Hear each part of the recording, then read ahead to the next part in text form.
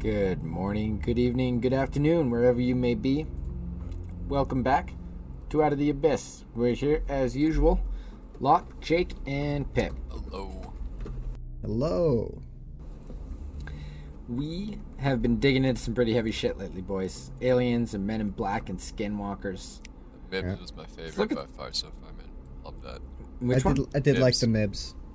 Mibs. Ooh. Not because I Pretty just like spooky. saying Mibs, but also because it's very interesting. For me, it's just because I like saying Mibs. Yeah, I mean that definitely has an impact. Well, I let's think look at some... Oh, Go ahead. I was gonna say I think my favorite was still the little. Oh, I forgot what they're called. The little dudes Oh, on the the farm goblins? with the copper. Yeah, the Hopkinsville goblins. Goblins. Yeah, well, kind of similar to that, man. Let's look at some gnomes this week. Oh Good yes. Gnomes. Yeah. So we had a little discussion in the pre-show, everyone, about gnome supremacy and what kind of gnomes. Jake's under the opinion. What was your opinion again, Jake? The only acceptable gnomes are old school RuneScape gnomes. Old school RuneScape gnomes. Pip, what's your take? All gnomes are good gnomes, dude. Lawn gnomes, fantasy gnomes. Pip is something of a gnome enthusiast. That's what I'm gonna say. A gnome enthusiast. Gnome spurt, dude. Hey man, Tried. nothing wrong with Shot in being the well miss, dude. It's fine. Don't worry being- about it. Just move on. well gnomed. I got nothing. Well gnomed. Well gnomed. There's no place like gnome. We're just Deep in reaching gnome. now, dude. Yeah, we're kind of stretching for it. Yeah. By So- we, I mean you. Hey So man, let's shoot like. you were there right with me. Anyways. Oh, I'm perfectly content to just let you two keep going. Don't worry about me. Let's get this ball a gnoming, dude. No. All right, that's enough. I'm trying the to lie. struggles I've seen. So, if we're gonna go like all the way back, in European tradition, the first time that we get like an actual gnome, it's mentioned by Paracelsus von Hohenheim in his book, Yikes. a book on nymphs, sylphs, pygmies, and salamanders, and on the other spirits. There's, Salamanders. Like 8 common. What the fuck? Salamanders. There's Yeah, all this like mythological shit and then just salamanders. What do you mean? Well, these aren't salamanders your are like a regular fire salamander. spirit. Oh. Yeah.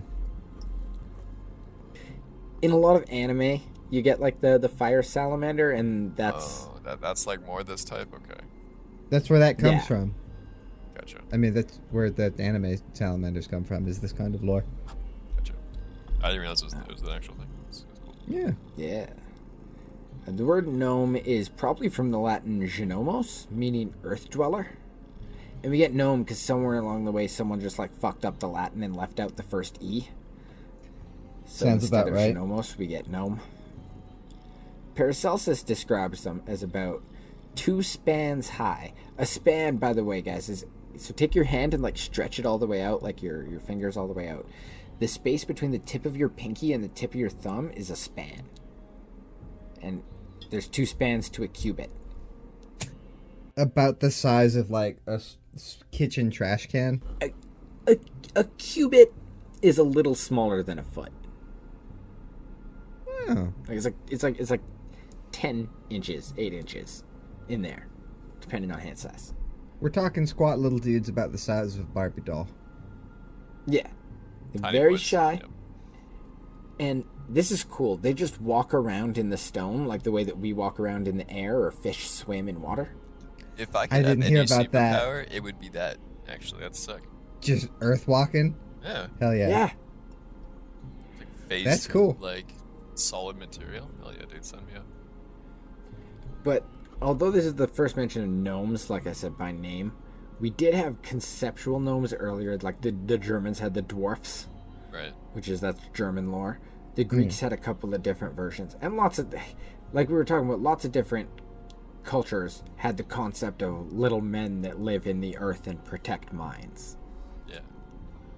Sounds Does that sound familiar. familiar, Pip? Sounds a Yeah. little familiar. I think we were just talking about something like that. the Managishi and the Mimiguans of Cree mythology. Yeah.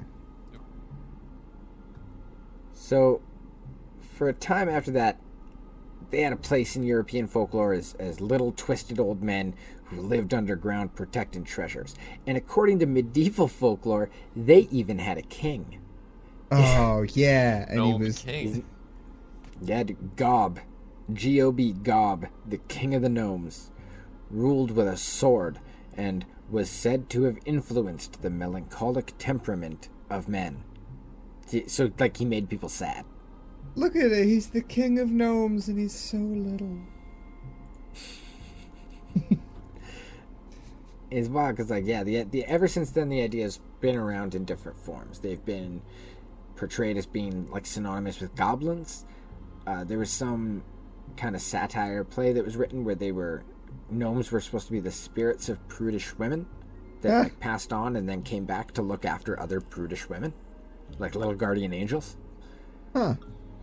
They've been portrayed as tiny little engineers, like in WoW. That's my favorite depiction of the gnomes. Dude, I've just played too much of that game. Every time I see one, it just makes me fucking mad.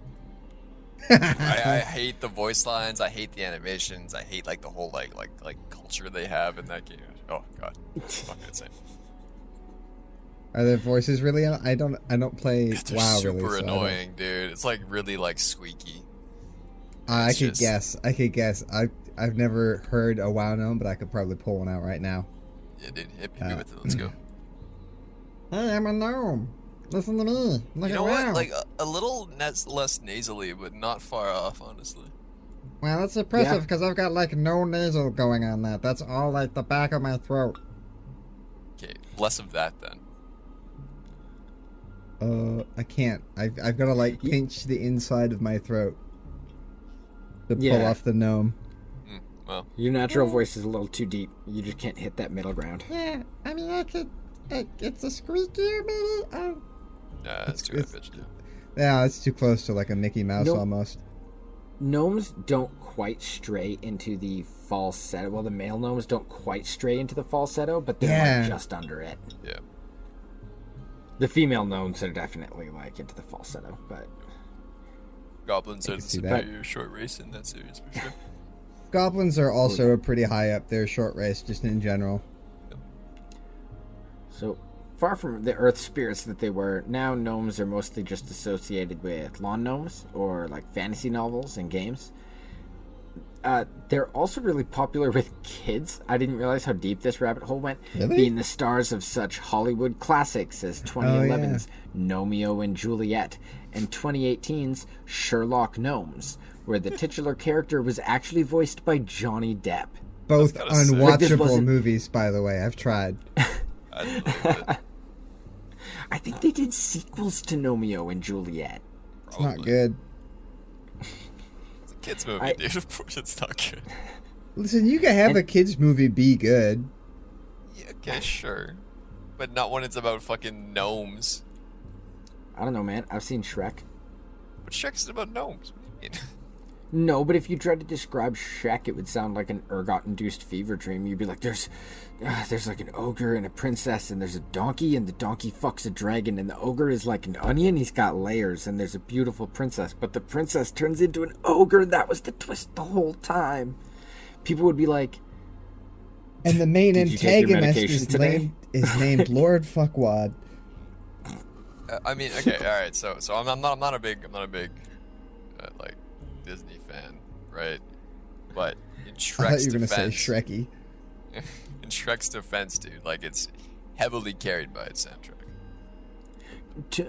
fair. No. I mean, I'm not hating on Shrek. I'm just pointing out that like, kids content in general is not afraid to be absolutely ridiculous, and Yeah. it can be stupid and ridiculous and still good. Yeah. Sure. It just seems that no one's putting the effort in on the gnomes. Yeah. It's a shame. And I tried really hard to find more about gnomes, but the best that I could find was I found this news bit that after the blockage in the Suez Canal happened, you guys remember with the boat? Yeah. UK garden stores were running out of garden gnomes, and they had to place like a purchase limit on how many you could get at once. Like we have to do with hand sanitizer and face masks. It's Only hilarious. 2 garden gnomes per person. You know what? That feels like a very UK problem. Kinda does, Nowhere else in the world could have that issue except maybe New Zealand. What country has most gnomes per capita? I would guess offhand the UK. I believe it. So, I gotta know. All right, boys. You gotta Here's know? the question. Jake, you could order a custom lawn gnome made to your exact specifications. Anything you want, you can do whatever you want with it. What do you craft and why? All right. Let me take a sip of water. Like the Build-A-Bear of gnomes. Yeah. So you got this little gnome with the pointy hat, like old school RuneScape style, right? As you do. Oh, yeah, of That's course. the only Big red acceptable pointy type, hat. right? Right. And he's like kicked back in a hammock, yeah. Right. Legs up, crossed, sitting there with his sunglasses on, getting a little tan going on or something. Yep, that's the gnome. Like, does he have a shirt on? He does not have a shirt on, Does he have a 6-pack? of course. Oh yeah, that's the good stuff. I was gonna say because I just found like a whole bunch of different gnomes and hammocks, but none of them are ripped. Yeah, that's the key. You got to be ripped, and you gotta give me my fucking Western Provinces banner every time I lose it. You gnome child. His name is Arnold Schwarzenegger. Not bad. Dude, no. It's all right. 50% of past where I come from. All right, There you Pip, go. what's your preferred custom gnome that you're custom ordering? gnome. I don't know. I really like just like your standard gnome. You've got the pointy red hat, the little light green tunic with the belt, and like the big beard, and he's just doing gnome stuff. Just, what, fishing? That's always what I think of when I think of gnomes. I don't know why. I always just Yeah. picture them like fishing. Gardening or fishing. I mean, little garden gnomes with the little tools. You put them in the garden. Looks like they're taking care of your plants for you. That's what they do. They just hang out, dude. Yeah. Oh wait, no. What I- you do is you get like a garden gnome crossed with one of those watering bulbs, right? So you just spike the gnome in there. You lift his hat off, fill him full of water, put the hat back on, keeps your plants watered. Patent pending. The podcast fails, we do that instead. Oh yeah. That'll kill it on Shark Tank. Hell yeah, dude. I'll What let you know about that. you? What about you? What's your gnome? Yeah. What's your primo gnome? gnome- Is it one of those Dude. ones that just got like the banana hammock? No, I'm just gonna get a gnome that's just a tiny Steve Buscemi. You know what? Pretty good.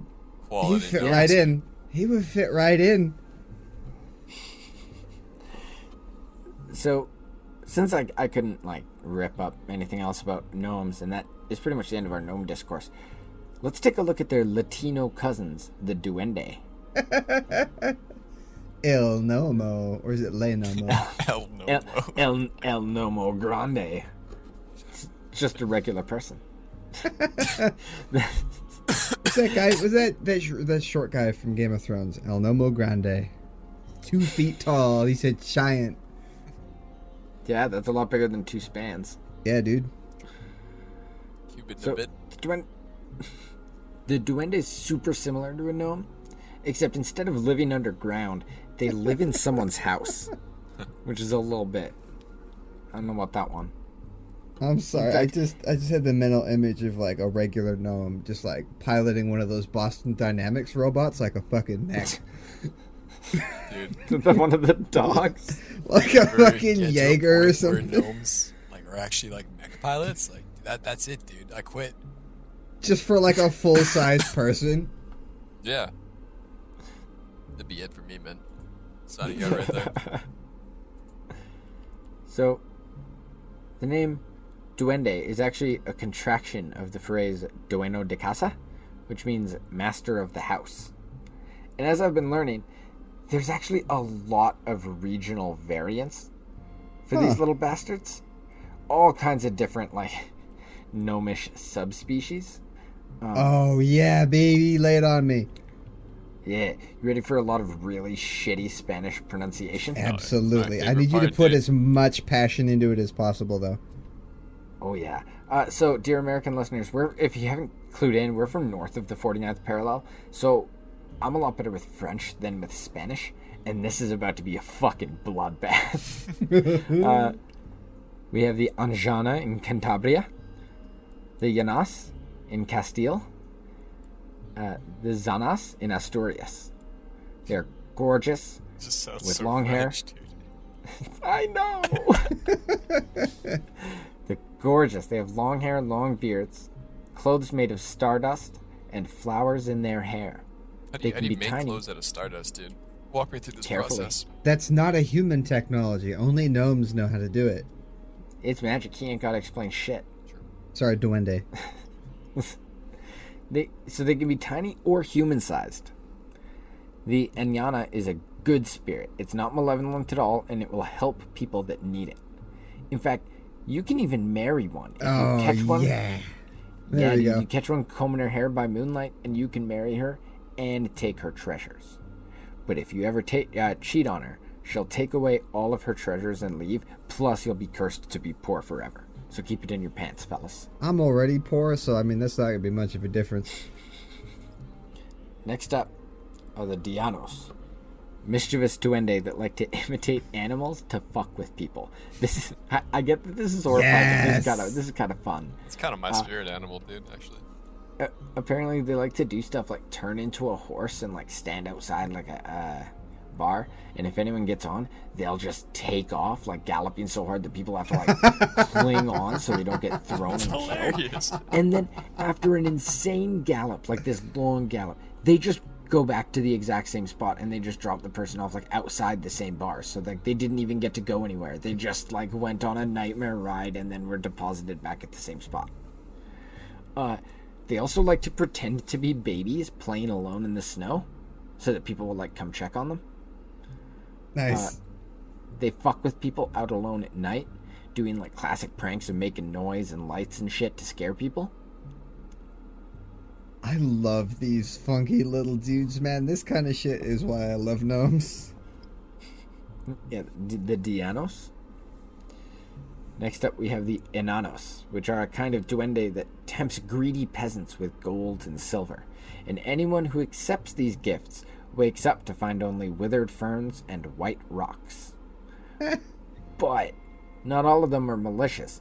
Duende de los Extravios will help kind-hearted people find things they've lost. Oh, that's nice.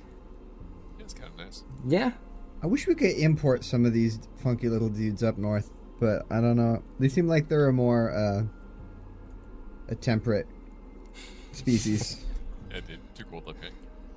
we're we- subarctic. Yeah, Yeah, we don't have those the winter gnomes. Yeah, Yeah, fair. we're a little north of temperate. Nuberos are a duende that can make it rain, hail, or snow. Tentirujus are little evil dudes who wear red and turn good kids into bad kids. Huh. Buscosos are tall and bearded, dressed in leaves, and will play sad songs with their flutes to help guide shepherds. Trentus are little duendes made of leaves who like to pull down women's skirts and pinch their butts. Just sounds like the shittiest excuse ever. Yeah, I know, it was a gnome, dude. It wasn't me. Someone got caught. They were like, "Did you see it? It was this little duende. It was made of leaves." This little man. You can't see him because he's made of leaves. Yeah. Oh, there he goes. You just missed it. Tronantes can make thunder and lightning. Ventolines have big green wings, and they live out on the ocean, helping old fishermen to row boats. They're kind of like pixies almost. Huh. And we've got the Trascos, a little beastie that comes into someone's house through the chimney and then lives there borrower's style. They'll just like steal your stuff and use it. They like to be mischievous, and they can turn good boys into bad boys. In fact, really bad boys may even become a Trascos. I didn't realize Okay, there was you so can- much, like, such variety, dude. That's hilarious. I That's thought just that in was just- Spain, brother. Yeah, I Yeah. thought that was all just like different personalities of gnomes and not like whole subtypes. Yeah, I guess your subtype determines your personality if you're a gnome, right? In this Yeah. example, Which- anyway. Which segues nicely into the next question, talking about subtypes. All right, Pip, you can have one Spanish duende. Yo, I'm going for one of them Trasgos? Trasgos? The little dude that lives in there is just mischievous. Yeah, you're not going for that, the Dianos, the one you liked earlier? Oh, maybe. No. I'm claiming the butt pincher. I don't remember what that is. That was mine. The which one? The butt The pincher. Oh, the butt butt pincher? The You're Trentus? right though. I do really like the ones that are just all pranks. But I feel like the mischievous one we can form an accord. The other one is just all pranks, right? You just got to deal with him. He's just a relentless roommate. The other one, he's borrower style. You reach balance with him. So, moving away from Spain, in Portugal, they believe that duende are like basically tiny little Tom Bombadils. I They have a love little that. hat and a little walking stick, and they just wander around playing music and helping lost children. Which, the more that I think about it, the more that I realize that that is literally just Tom Bombadil. Yeah, That's awesome. loosely based on this mythological creature. There's even a Filipino duende, dwelling in rocks and caves and dark parts of the house. If they live in an anthill or a termite mound, they're known as Nuno Sapunso, or Old Man of the Mound. They can best be seen by children who they play with, and they'll get real mad if someone steps on the mound they live in, which is fair enough. Yeah, don't step on my house, please. I live there. It's interesting to me that we're only like 11 episodes in, and we've come across like 3 or 4 different instances of different cultures talking about little people that live underground. I wonder where that came from, because it's all over in like so many different cultures. Yeah. And maybe there's Yeah. something to it. No, I think it's just We gotta go human spelunking. mind, dude. Likes to, like, The human mind notices that there are lots of little dudes living in the earth. Why haven't we seen any then? I mean, we have. We're literally talking about them right now. Okay, Yeah. but like us personally. Oh, I don't really go to caves. Yeah. I mean, how much caving do you do? I have been in several caves in my life. How heavily mean- trafficked were those caves? Okay, fair. Yeah, these are some shy folks. Plus, it's a big city now. It's not like villages and towns, where it's more accessible, right, to the mythical folks. So my problem is that I have a perfectly logical fear of like not well trodden caves.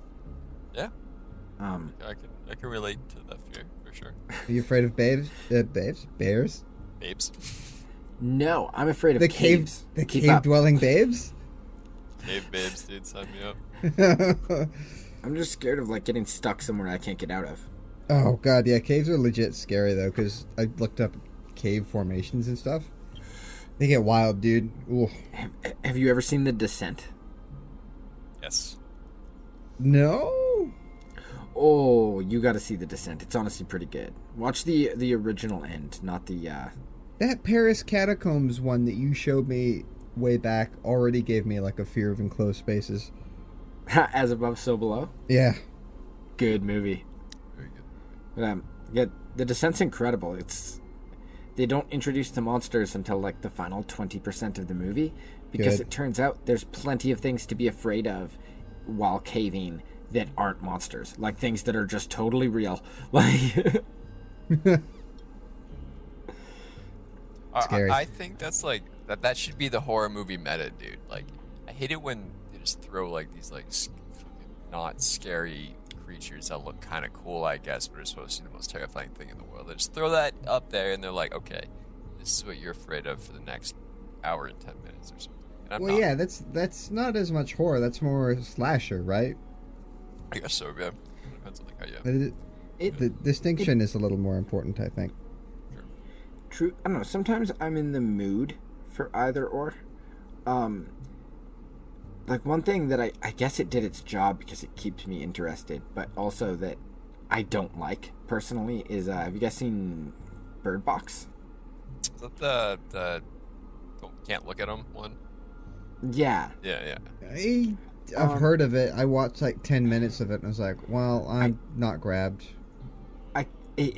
Honestly, it was pretty good.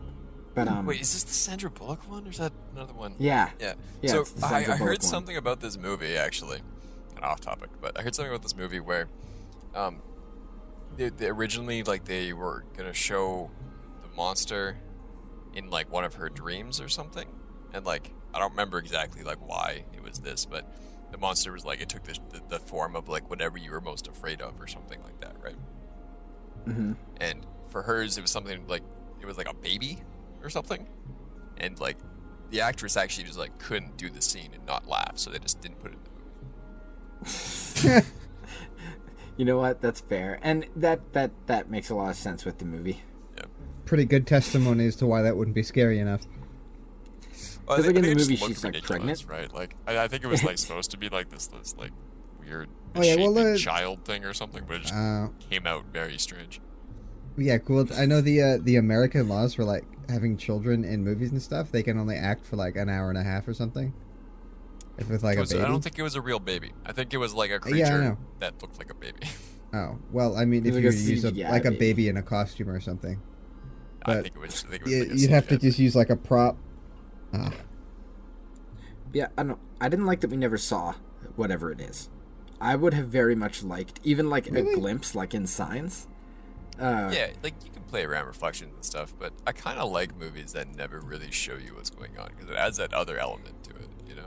I feel like it's Some- kind of Lovecrafty, right? Where you never quite. It's this unknown horror, right? Knowing it makes it a little less scarier.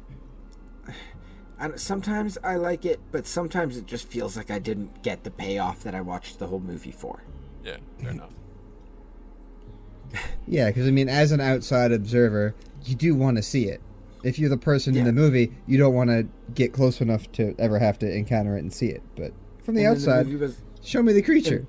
yeah, and then the movie was a success, so you know that they're gonna make like a Garbo sequel where we do get to see it, but it's dog shit because all the people from the original one have moved on to like better projects. Yeah. That's usually how those go. So, yeah, so that's why I'm also like disappointed I didn't get to see it because now if I do, it's gonna be like half-assed.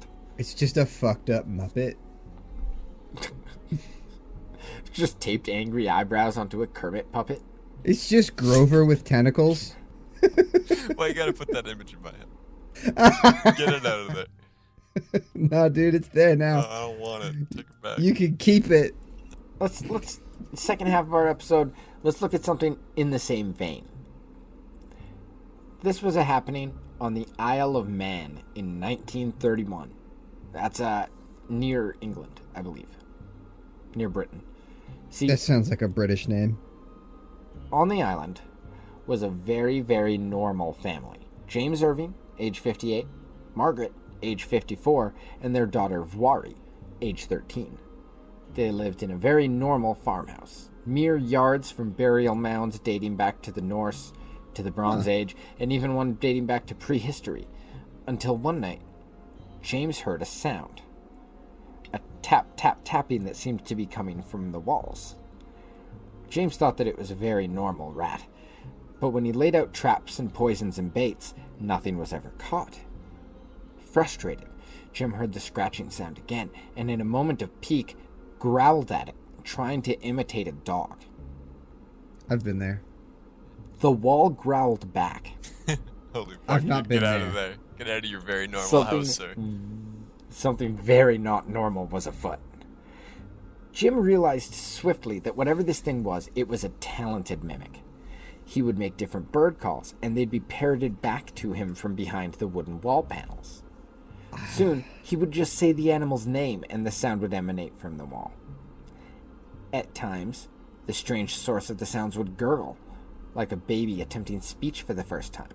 Eventually, Voiri helped it learn speech by teaching it nursery rhymes. Its voice was squeaky and high-pitched, and when it finally began to speak, it introduced itself as Jeff, G-E-F, He said he was an extra clever mongoose born in Delhi, India in 1852.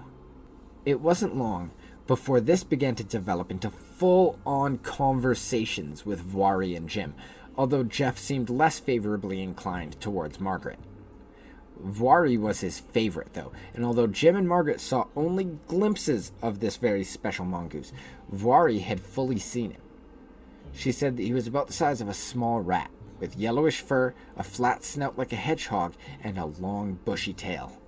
Jeff even made his home in the crossbeams of a small area of the ceiling in Voiri's room that they called Jeff's sanctum. And they'd leave little bits of sausage or bacon or chocolate or whatever nearby, and while the family was out, it would disappear. He'd run out and grab it and then run back. But Jeff had a really busy schedule.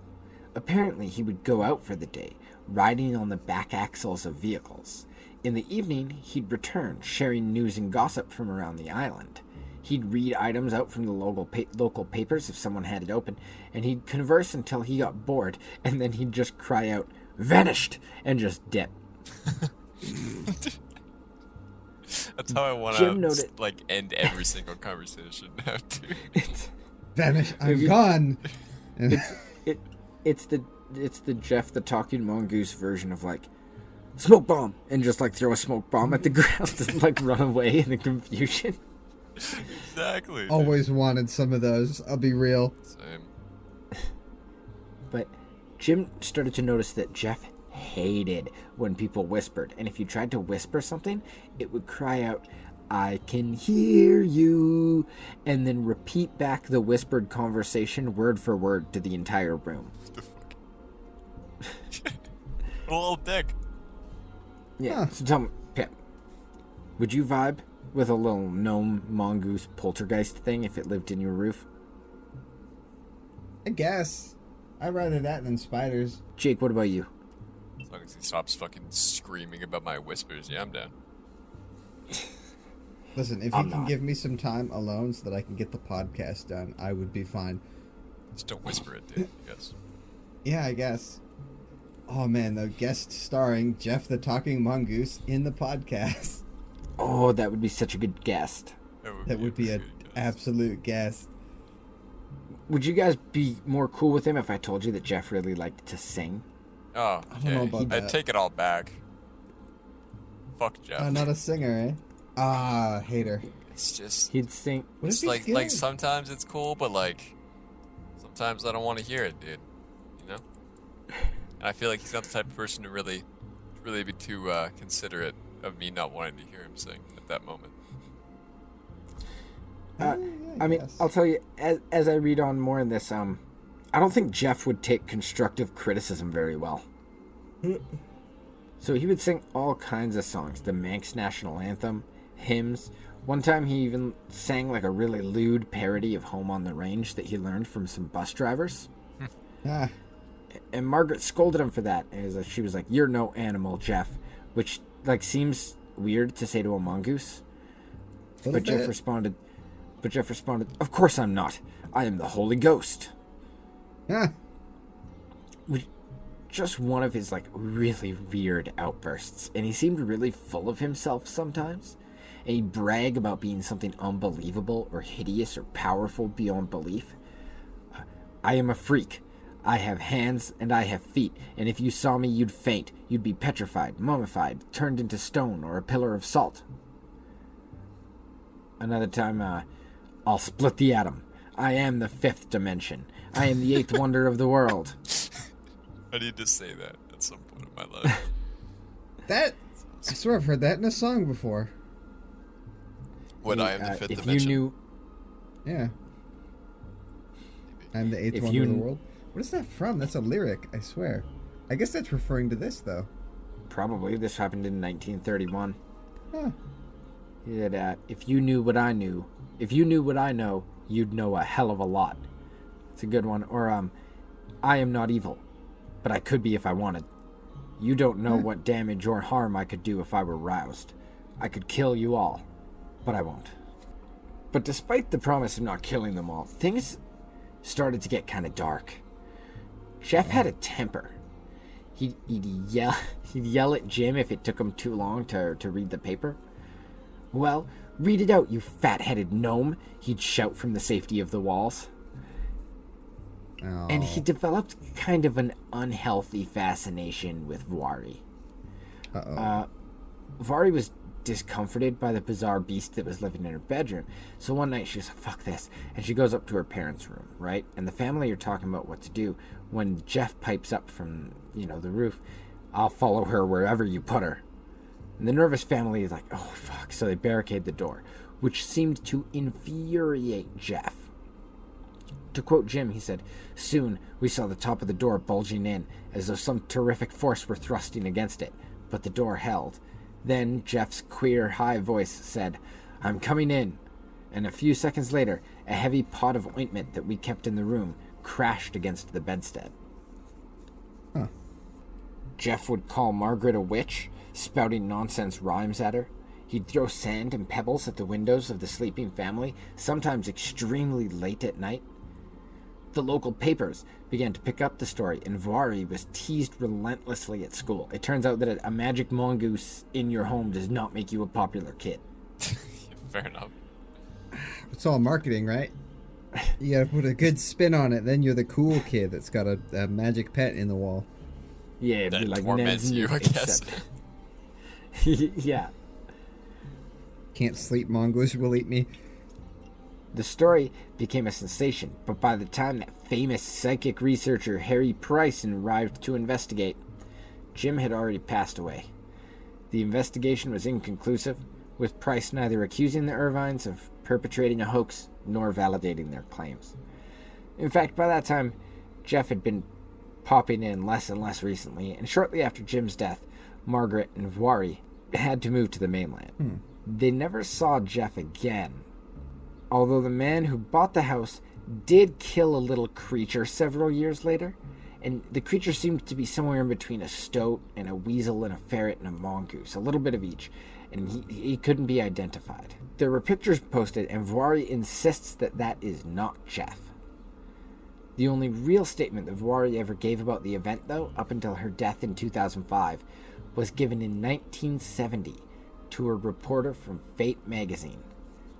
Yes, there was a little animal who talked and did all those things. He said he was a mongoose, and we should call him Jeff. But I do wish he had left us alone. Maybe I could not vibe with Jeff. Yeah, I take it back. Change my mind. This guy sounds weird now. At first he was just chilling, but now he's fucking weird, man. He got cocky, but you can't stop him if he's in the walls, right? Yeah. He just sounds like a poltergeist. It kind of does, yeah. A little bit. I don't know how much poltergeists talk shit though. I thought they just threw stuff. I mean, for the most part, but if you take away the talking of shit, it's just like I'm here to torment you, make your life a little more Stuff fucking was- annoying. Yeah. Yeah, I banging guess. noises and stuff being moved and like pebbles being thrown at the house in the middle of the night. Malevolent spirit for sure. This is gonna sound weird and gross, but legit something that pops up a lot in poltergeist cases is that they focus on girls and boys, but especially girls who are like 12 or 13 and are yeah. just starting to hit puberty. I've heard this. Yeah. I didn't know that was a thing. That's really fucked up. Yeah, it's really fucked up. As we go through this podcast, you're gonna realize like 80% of the poltergeist cases we talk about are going to be like, and there was this 12-year-old girl there, and the poltergeist was obsessed with her. I wonder why that's a thing. I don't know. Bad spirits. I don't know. Yeah. Fodder for bad spirits, I guess. Don't So- be 12. Don't be. Yeah, that's. That's the Listen, single if way you're- here for sure. Listen, Just don't if be you're 12, 12, stop being 12 as soon as you can. At 11, you actually want to stop and grind as much as you can so that you can just like just hit skip 12 and over then 12, immediately dude. skip to 13. Yeah. So, have you guys? What's your favorite duende? I don't know. Butt pincher's pretty good, but I do like the little Butt prankster. pincher. I think from an outside view, the prankster is the best one there. One thing I noticed that you didn't have in there that I had heard at one point was that one of the supposed origins of like the gnome stories was that wealthy people would hire like an old man to live on their property and like take care of their garden, and that was just like that was part of the deal. They couldn't have like they couldn't receive anything, like any gifts or money or tools or anything, and they would just like live with what they had in like the lawn, and being able to hire those people was like a display of wealth, and those were the original gnomes. Yeah, I think they're called gardeners. Yeah. It's just like intentionally like contractually destitute men taking care of the... Yeah, you're like a monk, but to plants. Yeah. Yeah, I guess so. It's just off the dome. I don't have any like other research to stick on that, but We should do a whole episode on these monks of plants, dude. I don't know if you could fit a whole episode. That's about the gist of it right there. The long and storied history of gardeners. Hey man, how much money would it take for you to be a plant monk in some rich person's yard for like 5 years? Is all of my like room and board taken care of? Yes. Then not that much. Yeah. You live in a tiny shack. I mean, How you've been to my place. Yeah. How much of a shack are we talking here? Do I have running water? I mean, back in those days, no, but nobody did. probably Yeah, not. okay, but like currently, Well, if this was a thing that happened now, would I have running water? Yeah, Yeah, okay, Probably. all right. it would be not dissimilar to like. Maybe not. Maybe it Being would just a- be like a little stove in like a outhouse-sized building. No, they would give you like a little shed with like one bed, like a cabin. I could rock On a the cabin grounds. for 5 years and just fucking do some gardening for sure. In fact, I think that's been the tradition for like a while. Is kind of like the groundskeeper gets like his own house, like not a big house, but Yeah. like still a house. A little groundskeeper would be kind of a sick job. Thoughts on Jeff, boys? Kind of a jerk. He's kind of a dick. Like at first I was like, oh dude, he's just a little man just hanging out, just wants to fucking learn to speak and stuff, and then his head just got so fucking large for no reason, dude. Yeah. I love that line about like I have hands and I have feet. If you saw me, you'd be terrified. Yeah, if I saw a ferret with hands and fucking feet, like human hands and human feet, I'd be fucking out. Sure. I wonder like what he actually was though. Like what the fuck is it? I have no idea. He was the eighth wonder, dude. He's the Eighth wonder fifth of the- dimension. The fifth dimension. I need to say that at some point, dude. I'll find a spot. He will split the atom, which is a line from the 30s before the nuclear bomb or the atomic bomb. I just want to point out, investigations turned up a lack of any kind of physical evidence. They found hair samples of paw marks, but they probably just belonged to the Irving's sheepdog. And the house has since been demolished, and likely any answers that it had are gone. Yeah. But you can still find pictures of Jeff and like pictures of Jeff's sanctum and all kinds of stuff. The farmer who killed one, like something that he said was Jeff, you can find that picture online. I found the song that I Am the Fifth Dimension I Was What the Atom was from, or was referencing. What song is it? It's Lemon Demon, Eighth Wonder, which of course it's Lemon Demon. It's the whole song is about Jeff the Talking Mongoose that I didn't realize until now. It's kind of a bop. So, with that, I've run out of material. You guys have anything to add? I have also run out of material. I know nothing about gnomes other than what I've just learned in this, or little things that I've just learned in this podcast right now. We'll Edutainment. have to get you a hammock gnome. You know what? I would totally vibe with a hammock gnome. Yeah, man. The little like Johnny Bravo gnome just hanging out. Oh my god, little Johnny Vibing. Bravo gnome would be Dude, kind that's of what I was sick, thinking actually. with the little gnome head. As soon as you were like, "Does he have a six pack?" I'm like, "It's just Johnny Bravo." That's actually what it is. Ha, hoo, ha. Then, that's it from us today. Thank y'all for tagging along as always. By the way, big announcement. We have passed over 200 listens. Probably more like 350 if you include YouTube. We out here. We're making it. Yep. Yeah. Thank you guys for listening. Help us- We definitely appreciate it. Yeah. We see you listening. Not in a creepy way, but we acknowledge it. Thank you. Help us grow by following us on Twitter at OOTA_POD. Join our Facebook group or check out our Patreon at patreon.com/utap. Until next time, this has been Lot, Jake, and Pip. And remember, everything has an element of the unknown. Good night.